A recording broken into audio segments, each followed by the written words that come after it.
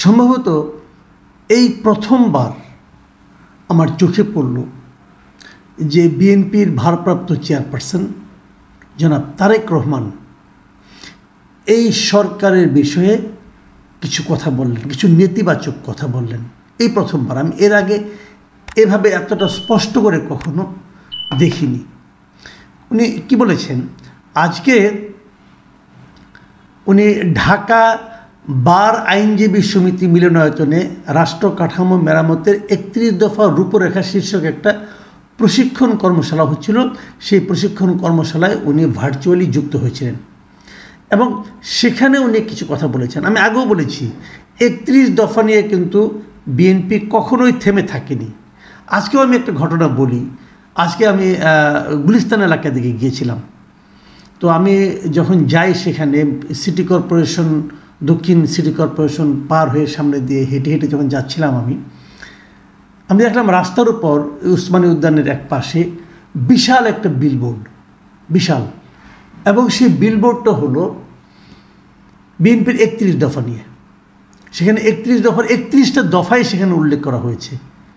অনেক বড় একটা বিলবোর্ডে 31 দফার সবগুলি দফা সেখানে বেশ বড় বড় হরফে লেখা আছে। মানুষ কিন্তু পড়ছে, আমি নিজেও কোথাও দাঁড়িয়ে পড়লাম ওখানে। তার মানে কি 31 দফাকে বিএনপি সবসময় সিরিয়াসলি দেখছে এবং এটা আমি আগেও বহুবার বলেছি। এবং সেই 31 দফার উপর ওনারা যে কর্মশালা, সেখানে বক্তৃতা দেওয়ার সময় উনি কী বলেছেন আমি আপনাদের একটু পড়ে শোনাই, তাহলে আপনারা বুঝতে পারবেন। আমি মূল বিষয় যেটা বলেছেন সেটা আমি পরে আসছি, আগে আমি অন্য বিষয়গুলো পড়ে শোনাই দ্রুত, তারপরে আমি ব্যাখ্যায় যাব। তিনি বলেছেন যে আমরা লক্ষ্য করছি যে সরকারের বিভিন্ন কথাবার্তা থেকে এবং বিভিন্ন ব্যক্তি আলোচনা থেকে ফুটে উঠছে যে তারা সম্ভবত তাদের লক্ষ্য থেকে কিছুটা হলেও ক্ষেত্র বিশেষে বিচ্যুত হচ্ছে। তার মানে এই অন্তর্বর্তীকালীন সরকার, তাদের যে লক্ষ্য, এখন লক্ষ্যটা কী, এই লক্ষ্যটা নিয়ে কিন্তু আপনাদের নানা রকম ব্যাখ্যা থাকতে পারে। কেউ বলতে পারেন লক্ষ্যটা সংস্কার, কেউ বলতে পারেন যতদিন থাকা যায় ক্ষমতায় সেটাই থাকার লক্ষ্য, কেউ বলতে পারেন একটা নির্বাচন, কেউ বলতে পারেন একটা গণতন্ত্রায়ন, এমন একটা পদ্ধতি তৈরি করা যে পদ্ধতির মাধ্যমে দেশে একটা স্থায়ীভাবে গণতন্ত্র তৈরি। এই লক্ষ্য কিন্তু পার্সন টু পার্সন ভ্যারি করবে। বিএনপি কী মনে করছে? বিএনপি মনে করছে কিছু সংস্কার এবং সেই সঙ্গে নির্বাচন।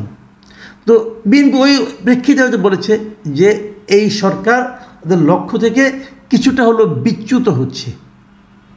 এটা কিন্তু একটা বড় অভিযোগ এবং সবচেয়ে বড় দলের সর্বোচ্চ নেতার কাছ থেকে এই অভিযোগটা এসেছে।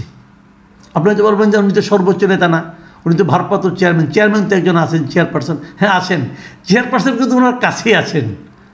কাজেই উনি যে কথাগুলি বলেছেন এগুলি হয়তো চেয়ারপারসনের সঙ্গে আলোচনা করেই বলেছেন, একই বাসায় থাকেন যেহেতু, এখন তো দূরে নেই। কাজেই আমার ধারণা এটা বিএনপির সর্বোচ্চ নেতৃত্বের কাছ থেকে এই অভিযোগটা এসেছে অন্তর্বর্তীকালীন সরকারের প্রতি। অন্তর্বর্তীকালীন সরকার এটাকে গুরুত্ব দেবে নাকি দেবে না? আমি মনে করি দেওয়া উচিত, কারণ অন্তর্বর্তীকালীন সরকার কিন্তু আলাদা কোনো অস্তিত্ব না, এটা সারা দেশের মানুষের সরকার। এখন সারা দেশের মানুষের মধ্যে এখানে অনেকগুলি রাজনৈতিক দল আছে এবং অনেকগুলি রাজনৈতিক দলের মধ্যে সবচেয়ে বড় স্টেক হোল্ডার এই মুহূর্তে হলো বিএনপি। কাজেই গুরুত্ব দিতে হবে ভাই। উনি আরও অনেক কথা বলেছেন, যেমন ধরুন উনি বলেছেন বিভিন্ন ব্যক্তির বিবৃতিতে বিভিন্ন রকমের বিভ্রান্তি তৈরি হচ্ছে, মানুষ বিভিন্নভাবে কনফিউজড হচ্ছে। খুব স্বাভাবিকভাবে রাজনীতিতে যখন কনফিউজ থাকবে অস্থিরতা তখন দেখা দেবে। এই অস্থিরতার কারণে প্রতিটি দেশের প্রত্যেকটি মানুষ সমস্যার সম্মুখীন হবে। মানে বিভিন্ন ধরনের কথা হচ্ছে, কিন্তু সরকারের মধ্যেই এক একজন এক এক রকম কথা বলছে। তেমনও কিন্তু আমরা দেখেছি, একদল বলছে আওয়ামী লীগকে নিষিদ্ধ করতেই হবে, আরেক দল বলছে আওয়ামী লীগকে নিষিদ্ধ করা যাবে না, আরেকজনকে বলছে তার জীবনের লক্ষ্যই হচ্ছে যে আওয়ামী লীগকে নিষিদ্ধ করা। তো এরকম নানা কথা কিন্তু হচ্ছে, আরও অনেক ক্ষেত্রে হচ্ছে, সংবিধান নিয়ে হচ্ছে, রাষ্ট্রের ব্যবস্থা কী হবে সেটা নিয়ে হচ্ছে, অনেক কিছু হচ্ছে। আবার উনি আরেকটা কথা বলেছেন, যখনই রাজনৈতিক অস্থিরতা থাকবে, রাজনৈতিক স্ট্যাবিলিটি যদি আমরা নিশ্চিত করতে না পারি, তাহলে আমরা যতই সংস্কারের ঘোষণা করি না কেন কোনোটাই সফল হবে না। অর্থাৎ উনি বলতে চাচ্ছেন যে রাজনীতির ক্ষেত্রে একটা স্ট্যাবিলিটি আমাদের নিশ্চিত করতে হবে। কীভাবে করবেন আপনি? এই সরকারের এমন একটা স্টেপ দেখান তো, যে স্টেপ দেখে আপনার মনে হবে তারা একটা স্থিতিশীল রাজনৈতিক পরিস্থিতি চায় দেশে। আমি তো মনে করি তাদের অনেক উপদেষ্টারা রীতিমতো রাজনৈতিক অঙ্গনে হিংসা ছড়াচ্ছে। আমি তো এমন দেখছি, নিজেরা একটা রাজনৈতিক দল করতে চায় এবং সেই দলটা করাও তো ঠিক মতো করতে পারছে না। সেই দলটা করা নিয়েও তারা নানা রকম ঝামেলায় পড়ছে এবং অন্য রাজনৈতিক দলগুলোর মধ্যে এক ধরনের পারস্পরিক প্রতিহিংসা তারা ছড়িয়ে দিচ্ছে। দেখি ঠিক হচ্ছে? এই বিষয়গুলো কিন্তু আসছে। একটা জায়গায় আমি বলি, এই জায়গাটা বলে আমি মূল পয়েন্টে যাব। উনি আরেকটা জায়গায় বলেছেন যে আমরা সংসদকে কার্যকর করতে যত দেরি করব, এই অস্থিরতা তর্ক বিতর্ক সংসদের বাইরে ছড়াতে থাকবে। তখন সকল জায়গায় একটা অস্থিরতা দেখা দেবে, যা সামগ্রিকভাবে দেশকে ক্ষতিগ্রস্ত করবে। সুতরাং দেশে দ্রুত একটা স্থিতি অবস্থার প্রয়োজন। উনি বলতে চাচ্ছেন যত রাজনৈতিক কর্মকাণ্ড, রাজনৈতিক তর্ক, রাজনৈতিক বিতর্ক, রাজনৈতিক মতবিরোধ যত কিছু আছে সব সংসদের ভেতরে করতে হবে, বাইরে করাটা আসলে স্থিতিশীলতার জন্য হুমকি। এই জায়গাটাতে আমি আবার ওনার সঙ্গে একমত নই। আমার নিজস্ব একটা মত আছে, আমি কিন্তু এই জায়গাটাতে একেবারেই একমত নই। আমি মনে করি যে তর্ক বিতর্ক সংসদের বাইরে হলে ক্ষতি কী? হওয়া তো উচিত।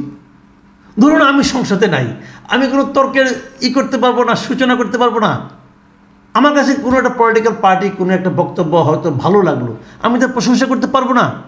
অথবা একটা পলিটিক্যাল পার্টির বক্তব্য খারাপ লাগলো, আমি তার সমালোচনা করতে পারবো না।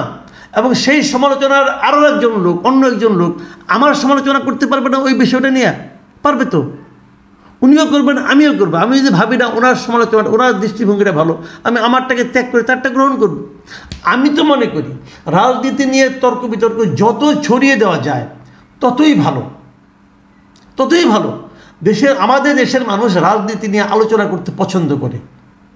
এটা আমাদের, আপনি যদি কোনো আপনি টঙের দোকানে চা খেতে যান তাহলে যে টের পাবেন। আমাদের রিক্সাওয়ালারা রাজনীতি নিয়ে কথা বলতে পছন্দ করে, কিন্তু করে। কাজেই এটাতে খারাপ কিছু নাই আমি মনে করি, বরং এটাকে আরও এনকারেজ করা উচিত। সেই সঙ্গে যে জিনিসটা করা উচিত সেটা হলো এই পরমত সহিষ্ণুতা। মানে আমার মতের সঙ্গে আরেকজনের মত মিলল না, অতএব তাকে ধরে আমাকে মারতে হবে, এটা করা চলবে না। তার মতটাকে আমার শোনার মতো আমার ধৈর্য থাকতে হবে, সেই পরিমাণ আমার সহনশীলতা থাকতে হবে। যদি তারটা ভালো হয়, তারটা মানার মতো, তারটা মেনে নেওয়ার মতো আমার মধ্যে উদারতা থাকতে হবে। এই জিনিসটা তৈরি করতে হবে।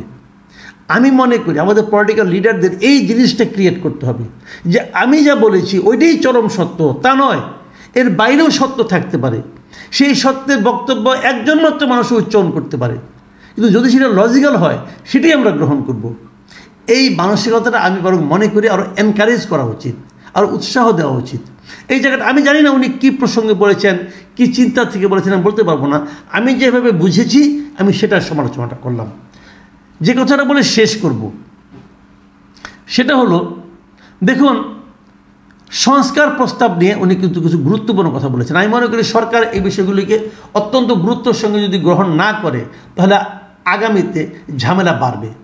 উনি বলেছেন যে বিএনপি প্রথম সংস্কার প্রস্তাব দিয়েছে, এটা কিন্তু তারেক রহমানের বক্তব্য, যে বিএনপি প্রথম সংস্কার প্রস্তাব দিয়েছে, এজন্য এটিকে পর্যায়ক্রমে বাস্তবায়ন করা আমাদের একটি পবিত্র দায়িত্ব। এই দায়িত্ব যদি পর্যায়ক্রমে পূরণ করতে হয় তাহলে অবশ্যই একটি সংসদের প্রয়োজন আছে, কারণ সংসদ সেই একমাত্র সংস্কার প্রস্তাবকে বাস্তবে রূপ দিতে সক্ষম হবে। আপনারা যতই প্রস্তাব বানান না কেন, এবং এনজিও নির্ভর যে প্রস্তাবগুলো বানানো হয়েছে বলে আমি মনে করি, তার বিপরীতে যে সংস্কার প্রস্তাব বিএনপি দিয়েছে, বিএনপি সেটাকে বাস্তবায়নটা তাদের জন্য পবিত্র দায়িত্ব বলে মনে করছে। এবং আরেকটা কথা উনি কিন্তু গুরুত্বপূর্ণ বলেছেন এই প্রসঙ্গে, সেটা হলো বিএনপির রাষ্ট্র ক্ষমতায় অভিজ্ঞতা আছে, এটা উল্লেখ করেছেন। উল্লেখ করে বলেছেন যে অভিজ্ঞতার আলোকে সকলে মিলে সিদ্ধান্ত নিয়েছেন। যদি এখন কতগুলো সিদ্ধান্ত গ্রহণ না করি, এদেশকে ধ্বংস করা থেকে রক্ষা করা সম্ভব নয়। মানে পুনর বক্তব্য হলো বিএনপি যে প্রস্তাবগুলি দিয়েছেন সেই প্রস্তাবগুলি বিএনপি দিয়েছে রাষ্ট্র ক্ষমতায় থাকার অভিজ্ঞতা থেকে। অর্থটা কি? অর্থ হচ্ছে যে এই সংস্কার কমিশনগুলি যে প্রস্তাবগুলি দিয়েছে তাদের রাষ্ট্র ক্ষমতায় থাকার কোনো অভিজ্ঞতা নাই। তারা জানে না এই সংস্কারের কোনটা রাষ্ট্রের জন্য প্রয়োজন। হিসাব কিন্তু সিম্পল ভাই। তারপরে অবশ্য বলেছেন যে বিভিন্ন ব্যক্তি সংস্কার প্রস্তাব করছেন, যেটি খুব ভালো বলে আমি মনে করি, কিন্তু যে সময় কেউ সাহস করেনি ঠিক সেই সময় বিএনপি এবং যুগপৎ আন্দোলনের দলগুলো মিলে 31 দফা উপস্থাপন করেছে। আমি একটু হাসলাম এই কারণে যে আপনাদেরকে প্রশংসা করেছে, আপনারা ভালো কিছু প্রস্তাব করছেন, কিন্তু পাশাপাশি উনি এটাও বলেছেন আপনারা প্রস্তাব করেছেন কখন?